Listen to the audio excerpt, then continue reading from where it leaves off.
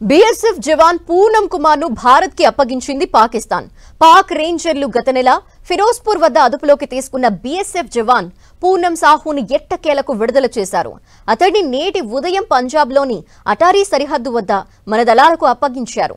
దీంతో పూర్ణ కుమార్ కుటుంబ సభ్యులు సంతోషం వ్యక్తం చేశారు.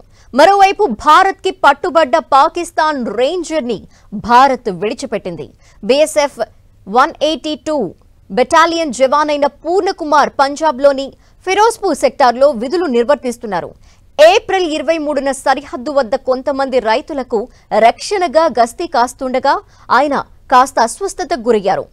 సమీపంలో ఓ చెట్టు కనపడటంతో దాని కింద విశ్రాంతి తీసుకున్నారు.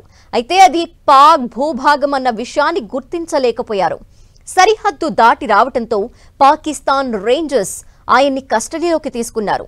జవాన్ విడుదల కోసం రెండు దేశాల భద్రతా దళాలు చర్చలు జరిపాయి. మరోవైపు పూనం కుటుంబ సభ్యులు తీవ్రంగా ఆందోళన చెందారు.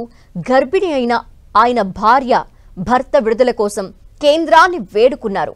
కొన్నాళ్ల పాటు భారత అధికారుల అభ్యర్థనలు పట్టించుకోకుండా పాక్ రేంజర్లు కాలయాపన చేశారు. పై అధికారుల నుంచి ఆదేశాలు రాలేదంటూ జాప్యం చేశారు. అయితే ఈ నెల మొదటి వారంలో భారత దళాలు కూడా పాక్ రేంజర్ ని అదుపులోకి తీసుకున్నారు. రాజస్థాన్లోని శ్రీగంగానగర్ సమీపంలో ఉన్న భారత్ పాక్ సరిహద్దుల్లోకి ఓ పాక్ రేంజర్ చొరబడ్డాడు. అనుమానాస్పదంగా తచ్చాడుతూ ఉండటంతో బీఎస్ఎఫ్ జవాన్లు అతన్ని పట్టుకున్నారు. దీంతో వారిపై కూడా ఒత్తిడి పెరిగింది. ఈ క్రమంలోనే పూనంని అప్పగించడం ప్రాధాన్యత సంతరించుకుంది.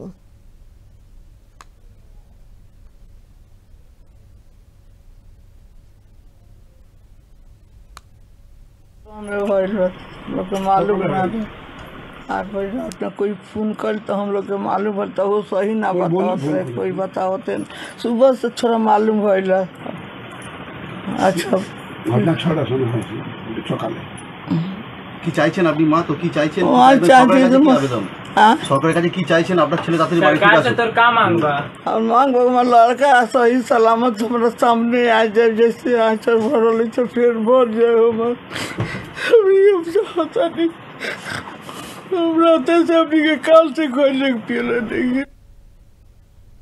సో ఎట్టకేలకి బీఎస్ఎఫ్ జవాన్ పూర్ణ కుమార్ ని భారత్ కి పాక్ అప్పగించింది. పాక్ రేంజర్ గత నెల ఫిరోజ్పూర్ వద్ద అదుపులోకి తీసుకున్నారు. బీఎస్ఎఫ్ జవాన్ పూనం సాహుని ఎట్టకేలకు విడుదల చేశారు. అయితే అతన్ని నేటి ఉదయం పంజాబ్ బార్డర్లోని అటారీ బార్డర్ వద్ద మన దళాలకి అప్పగించారు.